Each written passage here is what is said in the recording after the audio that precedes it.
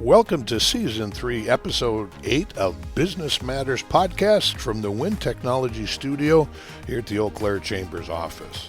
We want to start off by thanking our new media sponsor, Home Tech by Mosaic. So thank you folks for helping us continue this wonderful edition of Business Matters Season 3. Today we are honored and privileged to have Dr. Tim Nelson with us. We're going to be talking about HeartWorks and what that means overall, but what it also means to our community.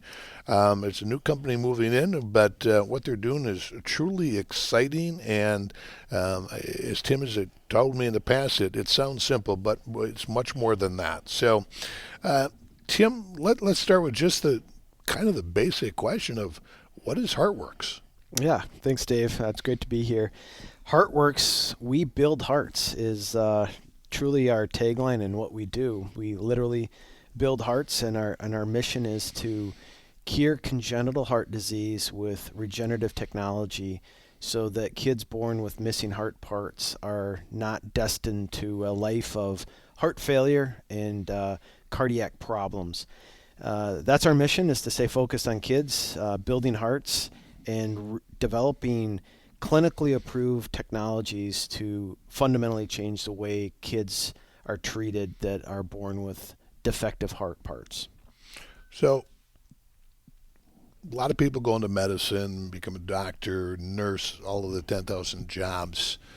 How did you get here to do this? I mean, what was that moment at some point in your career where you saw that light bulb go off and say, there's got to be a better way to do this? So I can point to maybe two things in that journey of how I got from there to here. And one was as a student at University of Wisconsin Eau Claire. I was doing research with Dr. O in organic chemistry, and I really fell in love with the process of research and learning something new and discovering things that nobody else knew at that time. Okay. And I was working as an EMT in the emergency room at Luther Hospital at the time, and I remember having conversations with the clinicians about, if only we could do this, if only we could do that. And I just really got enamored with the idea of what's not in the textbook and what does it take to actually develop new knowledge and new therapies that are not currently possible. And so that was really born here in Eau Claire with the university. And then the second junction was when I was in medical school in Milwaukee, Wisconsin, at the Medical College of Wisconsin. And the revolution of stem cells happened with the announcement of human embryonic stem cells and Jamie Thompson and all of that. That happened while I was in med school. Okay. And I was training to be a heart surgeon at the time, and that was my career goals. And understanding what these kids go through with heart problems and how, maybe I say, barbaric our treatment options were. And again, that ignited the energy of, the research, the innovation, and imagine what if. And from there, it's just been a journey of the right people at the right time, and we've been very fortunate to now be working with a team of 30, 40, 50 people, depending on which part of it you count. And Sure. There's a large group of people focused on doing the impossible, and that's curing congenital heart disease. So where did this, you saw that, where did your mind then go to what is possible? Because again, when you say it, we build hearts. Yeah. When you first told me, I immediately went to, artificial and, robotic, but you are actually rebuilding the individual's human heart. Yeah. And it's easy to say that, but when you think about those words, it's pretty miraculous of what you're doing. Well, so when I was in graduate school and medical school, I was studying how the heart forms embryologically and how the heart develops from stem cells and grows as a fetus in utero, and understanding those pathways of what goes right, what goes wrong. But you literally, as you and I did when we were 21 days old in our mother's body, we formed a heart muscle from our body, from our stem cells. Through a developmental process of training and educating and cultivating. And at that same time of my career, the technology became possible to mimic that in the lab, outside of an embryo.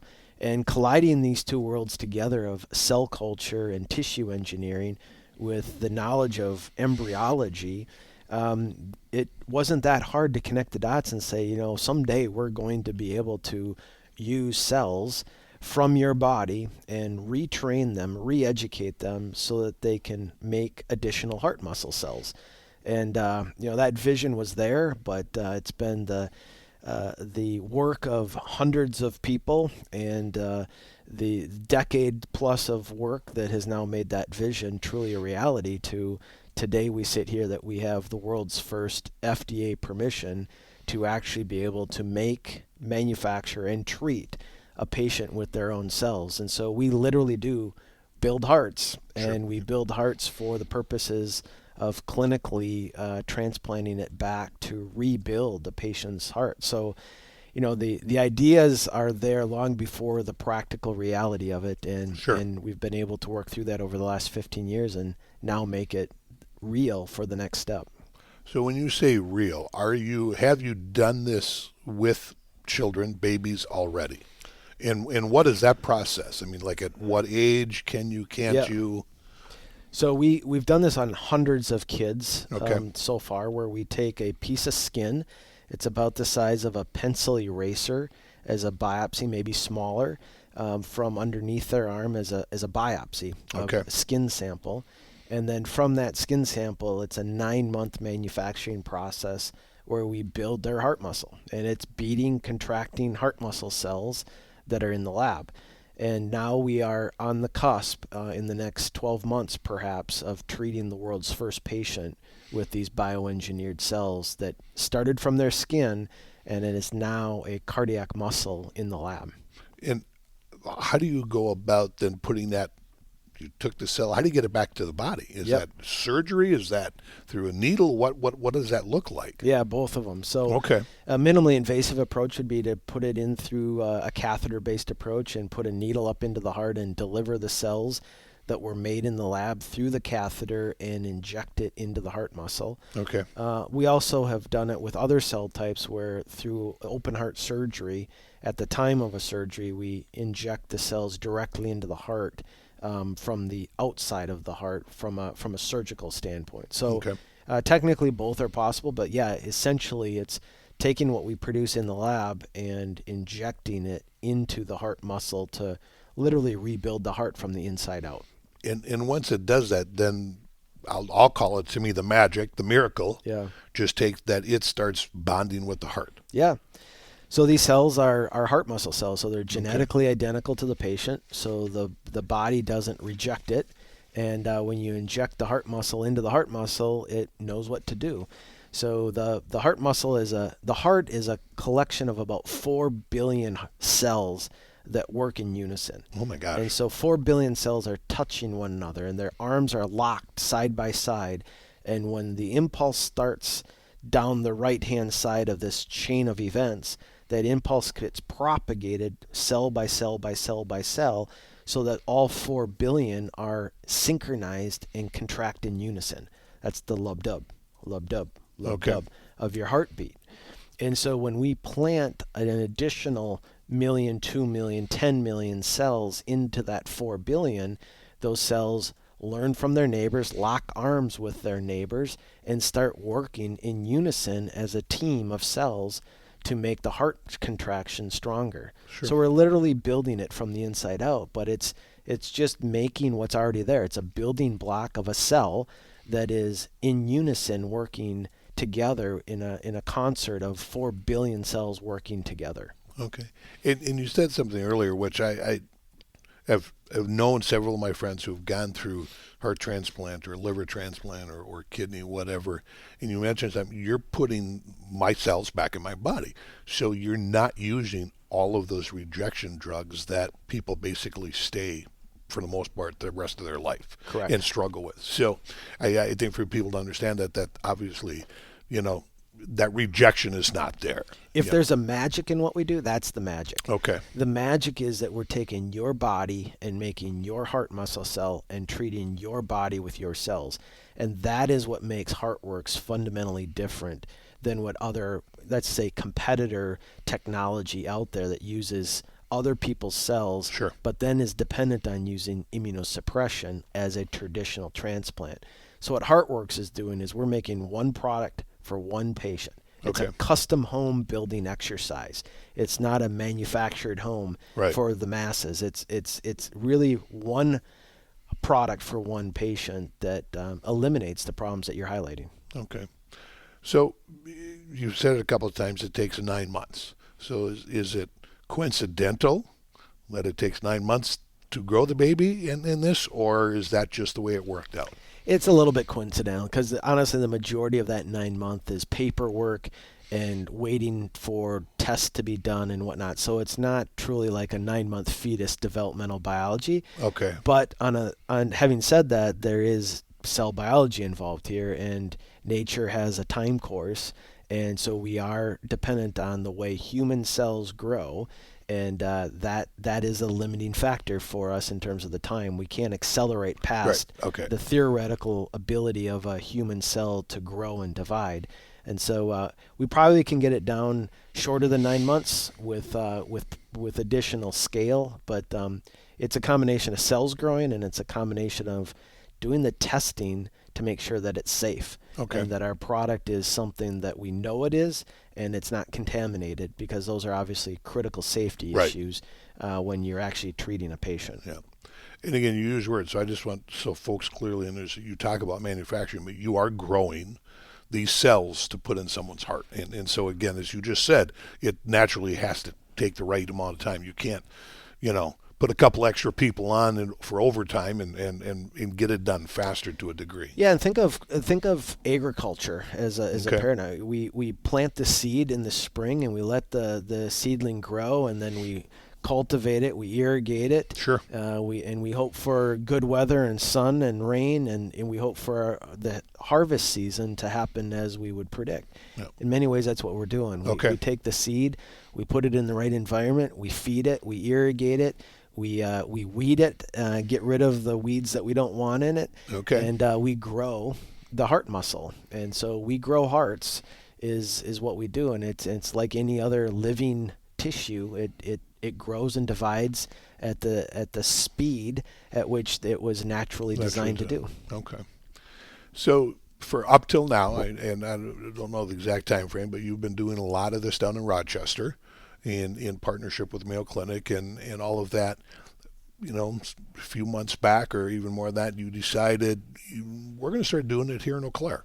And you're from the area, but give a little background to how did you get here? What was the reason to, excuse me, we want to do more and we're going to do it someplace else? Why did you choose Eau Claire? Yeah, the university is the reason. Okay. Right, the University of Wisconsin Eau Claire. My alma mater, so I know it from the inside. I've developed a great partnership and relationship with Jim Schmidt before his departure, and now Mike Carney, and all of the faculty that are in the space have been amazing partners. And the students are remarkable in Eau Claire. As Mike Carney, the chancellor, says right now, we get to work with these students before they realize how smart they are. Yes, I love that line. And that's the truth. And so more than half of our staff at HeartWorks has been trained out of the university here in Eau Claire. Okay. And you got to go where the workforce is. And, absolutely. And what we do is not dependent on the vision, the money, the equipment. This is dependent on people. Yeah. And this is dependent on a team that is trained, that's committed, and understands the importance of what we're doing. And that's why we've shown up in Eau Claire, because of the commitment of these students and these young learners, and the commitment of the university, and frankly, Dave, the commitment of you, the community. Everybody has been so welcoming and eager to do whatever they can to help folks like us. And it's the power of the community that keeps us here. Well, there was just an article this week in the Leader Telegram about the university receiving this award on a national level, but they really did highlight what you just said. It's an award for the university, but it's an award for the community because of that partnership, Correct. because of that level of collaboration and working together, that we're all in this together. I was with a group the other day, and they were talking about, well, the county has so many people in the city, and I said, people, at the end of the day, we're talking about the same people. It's our community. It's one. So, let's remember that. So, Yep. you've enjoyed time. Again, you've come out of Rochester. You're now here. What is the plan here? I've been in your facility, and you have, I think, one or two clean rooms, or however you described them. I'll probably not give them the right name. What is your vision going forward? Yeah. So we build hearts. And so making the heart muscle cell is what we do today in the clean rooms that you've been into. We can do that about 25 patients a year. Okay. Is the scale that we can do right now here in Eau Claire. And we need to grow that to 100 to 300 patients a year with the clinical trials that are evolving. So we've got some growth to do. Okay. More equipment, more people, and scale that. And as any business knows, scaling is the hard job. Absolutely. Right? The initial part is the easy part. So the scale up is the hard work, and it's going to be effort and a lot of action and a lot of commitment from a lot of people to scale this up. But in addition to that, we are building out, hopefully, that we'll be able to talk more about soon, additional research capacity in Eau Claire, and be able to do more training and innovation where we bring partners from, let's say, the medtech world of Minneapolis, and let's say clinicians and providers from Madison and Milwaukee. Eau Claire is a unique place. Yes, right? it is. We are geographically in a very, very intriguing place in the medtech, biotech world. And we have big plans of how HeartWorks can catalyze that congenital heart focus that brings people together. And let's see how big we can get it here in the next 6 months to 12 months. But I think we're going to have some really interesting, exciting partnerships to announce in the coming months of how Eau Claire is more than just a manufacturing site for HeartWorks. It really becomes a testing, training, and innovation center for collaborators. And I think, too, the way I've looked at this since I've gotten to know you is, again, I go back in Eau Claire history, 33, 34 years ago now, Uniroyal shut down. And, of course, in that moment, everybody's, oh, my God, what's going to happen? But we saw over time a community gather, a community come together and invest in itself. And I see somewhat of the same thing after HSHS Prevea left our community. That same thing is in some way happening right now, to where you're saying we're in an area that is uniquely located that can help the growth, I think, of this medical innovation, rural healthcare, all of that the community's been working on for some time. And I just think what you're doing is going to help lead us in a direction that definitely is going to put Eau Claire on the map in the years to come. Yeah, so Dave, I'm 100% full-time CEO of HeartWorks today. I am all in on HeartWorks with a congenital focus.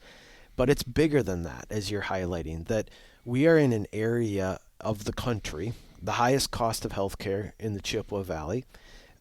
We are in a rural yet urban kind of combination of challenges that our healthcare delivery has to face. And with the closure of the hospital, as you reference, really puts the demand on all of us to work differently. Correct. At HeartWorks, and the innovation that we're bringing is part of that ecosystem of saying we got to do things differently. We got to develop and create products and services that fundamentally address the sick care system that none of us can afford anymore. And we all have to be part of that. Sure. And so the product development effort of HeartWorks is meant to be a catalyst for our community, but it's not just product development. It's really how do we work collaboratively with healthcare delivery systems and providers and really fundamentally figure out how does this evolution of sick care evolve into a wellness longevity focus. And there's some amazing partners in this community that are committed to that vision, and we have to lean into that Sure. to be able to do things better and different. Yeah. So go back a little bit. Again, right now you are, I believe, if I'm this correct, you're focusing on babies, little. How far can you take this? I mean, if somebody is born and they're now a teenager, is that something at some point you see this being able to benefit? Yeah. So I've used it a couple of times here, congenital first, meaning that we start out by developing new products and services with the highest unmet need patients, Okay. which are babies born with missing heart parts, congenital heart disease. This means the babies are born with missing heart parts, hence the word congenital. That's the place where true innovation happens for cardiovascular medicine. That's where we're focusing first. Okay. But the same technology that is developed here for that use gets scaled in many, many interesting ways. And so just to paint a picture of what that actually means tangibly, 80% of heart transplants today are not used. 80% of hearts that are available for transplantation are discarded and never used for various reasons. 80%. Okay. Part of the reason is those hearts aren't completely healthy, or maybe they're not quite up to par. And so what we are doing is we have developed technology that spins out of our platform where we now are capturing hearts, keeping them alive in a box, in a bioreactor, in an incubator, if you will, and using our cells and our technology to rebuild those hearts in a box to try to refurbish them. So this is where this technology leads us to, is where you can imagine actually capturing human hearts that are normally discarded, that are not quite good enough for transplant, and actually rebuild them. Oh my gosh. Rebuild the hearts in a bioreactor and get it healthy enough that then it is available to be transplanted into a patient that has the need for a heart. And so we do about 2,500 heart transplants across the country, which is not a big number. 2,500. There's 100,000 people today that need a heart transplant. Oh my gosh. And so anything we can do to double, to triple, quadruple the number of hearts that are available for transplant, that's the type of innovation that with the right partners and the right colleagues to further develop this, our technology creates a game-changing platform. Okay. And where... I've heard you talk a little bit about what you just said earlier, but how do you keep a heart alive? I mean, that's not like you just put a couple of jumper cables on it and, Well, we do use the jumper cable, okay, so that is part of it. All right, okay. So look, there's three pieces that go into keeping a heart alive. You got the electrical jumper cables, as you call them. Okay.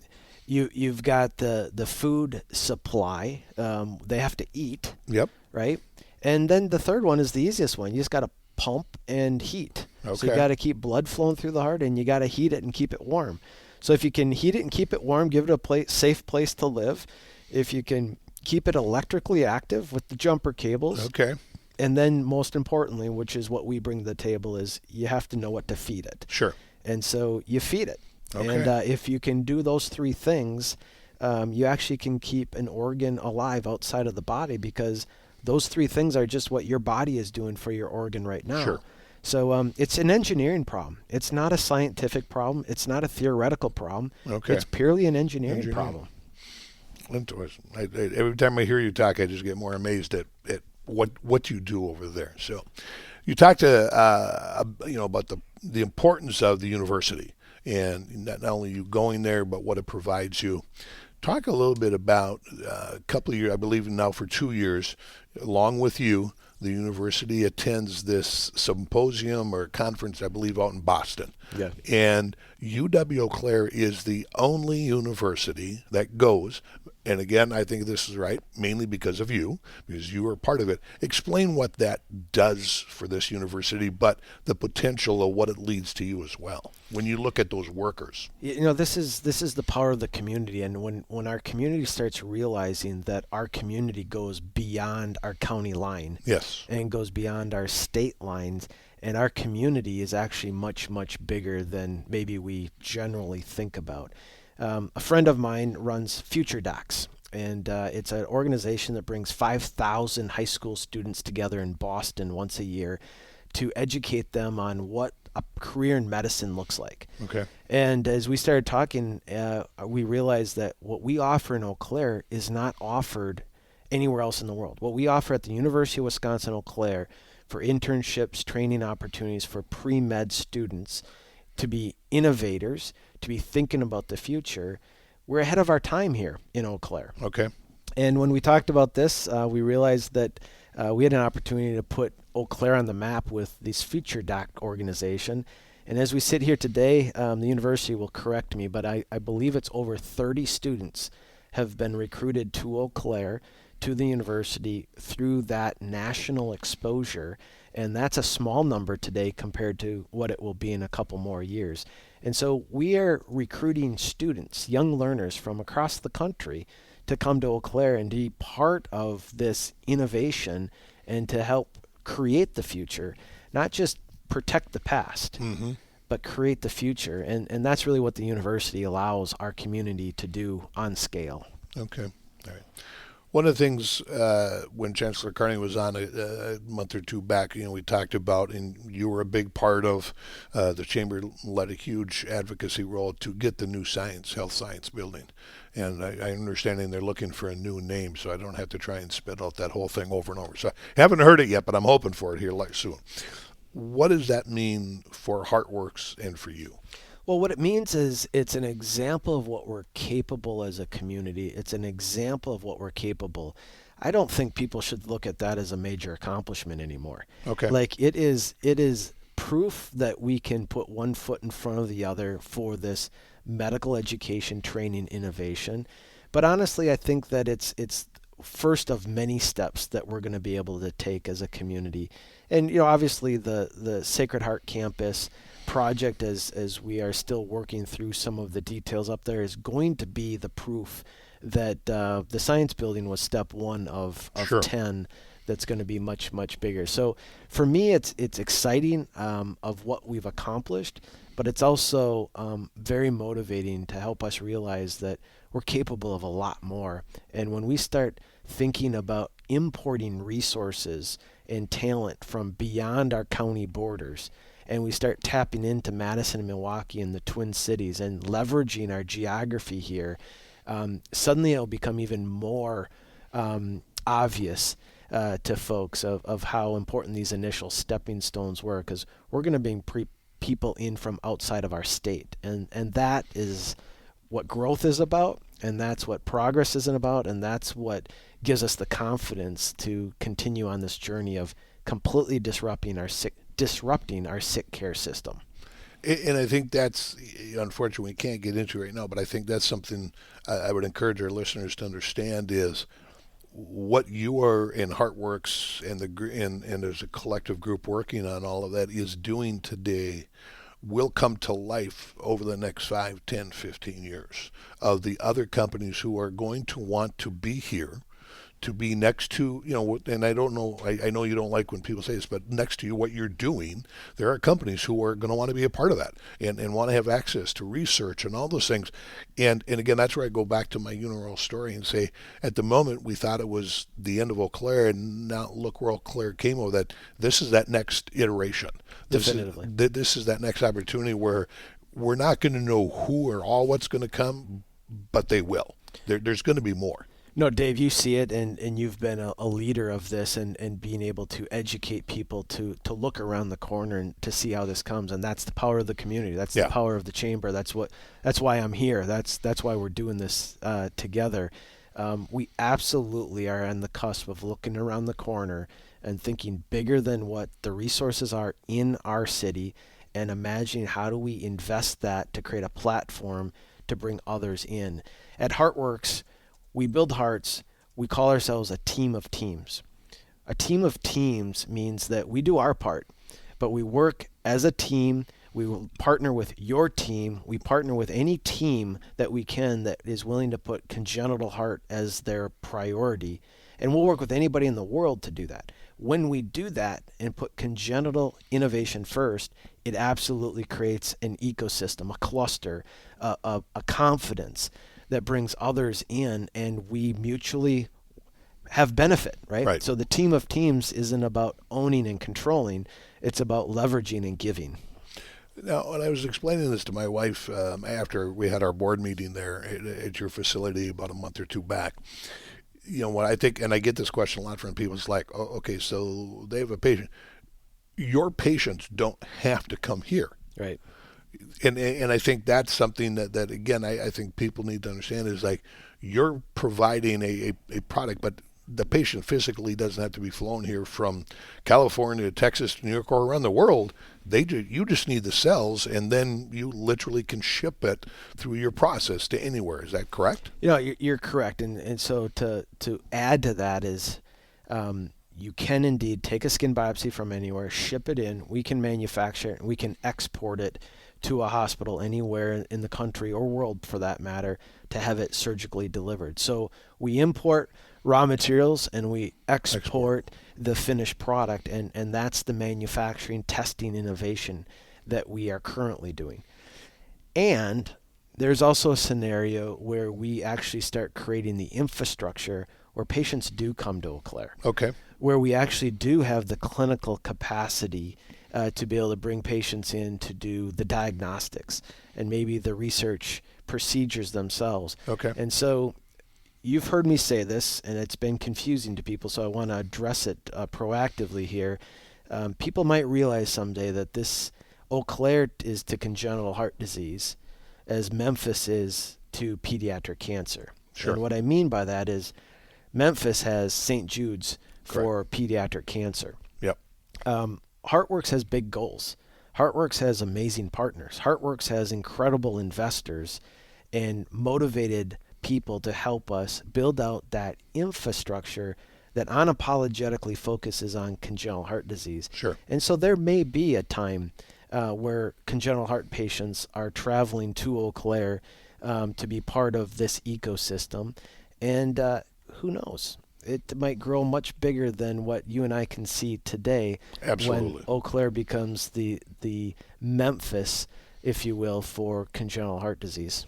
Well, and I think it's, when you look at that, it's having the right people in place, as you keep saying, to look around the corner, to believe in something bigger than yourself, bigger than our whole area. But it just takes that belief that we can do this as a community, and everybody can play a role at some piece.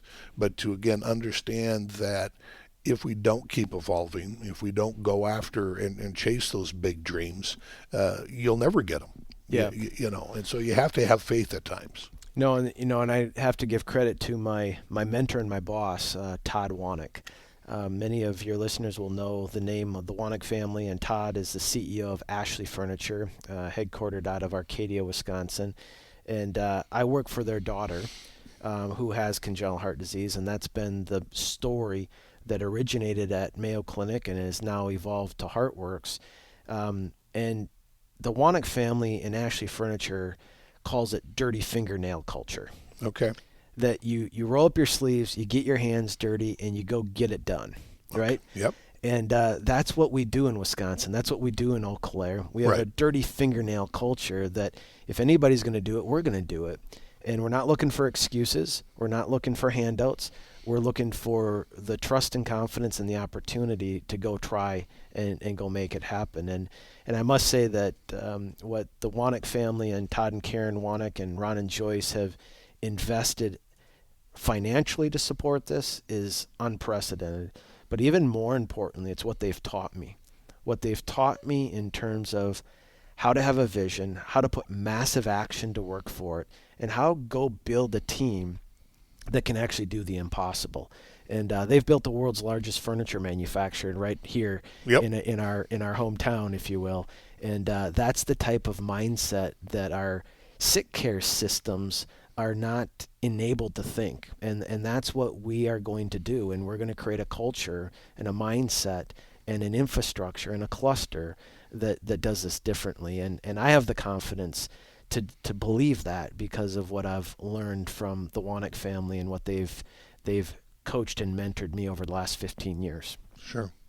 So as we kind of look at closing thoughts, what have we not talked about that you want our listeners to understand of what is HeartWorks today, tomorrow, down the road? Is there things you want to touch on? Well, we have a vision of what it is tomorrow, but the next week, the next year, and the next decade is what we get to create together. And depending on how we all come together to put congenital heart on the map in Eau Claire and make Eau Claire the Memphis of congenital heart disease, I think it has the potential of growing so much bigger than what even I can see today. Because don't underestimate the power of the community. I've never met a person that can't help cure congenital heart disease. And when companies start showing up to be involved in this, when individuals start talking about this and sharing it, and we make this kind of a pride of our community in some level, Sure. I think our vision today is going to be small compared to the vision we'll have in 5 years from now. Okay. All right. Again, Tim, thank you. Appreciate you taking time. Again, for our listeners, we could probably sit here all day the way Tim and I can go on about this, but it's amazing to me still when I talk to people about what you do. They kind of just have this blank stare. They're like, excuse me, they're doing what? You make it sound simple, but I think that's good because people can understand that. I mean, you are having an impact on the littlest of us as youth, and being able to do that. And I just, I can't thank you enough, and your brother and your whole team that you've assembled. But again, I encourage the community to pay attention, watch this. And as you just said, at some point, everybody can help. Somebody can do something in some way to spread the news, to talk about it, to whatever that may be. I think your points about this being a community are 100% spot on. Well, one call to action, if anybody wants it, and they're listening to this, February 19th, we have a wonderful event that is on our calendar. It's our virtual dinner event, and anybody can register and join. And it's you register on webuildhearts.org. Webuildhearts.org.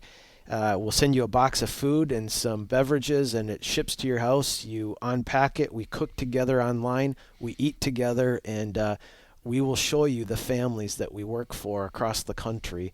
We probably will have over 1,500 people online that night. And anybody in our listening to this, I'd welcome you to check in on that night and see firsthand who we work for, how we do it. And then beyond that, knock on our door out at Sky Park, and we'd love to give anybody a tour and show you firsthand what we do on the inside. And I would just echo that. If you really want to understand it and see what this is all about, you literally can stand in front of the clean rooms outside, but watch what they're doing. And I think for me, that was the moment where it really clicked. It's like, okay, I see this now. I get it.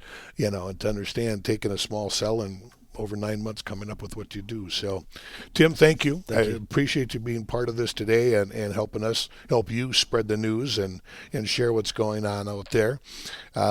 Again, want to just encourage everybody to do your own research, as I say. Check out the HeartWorks website.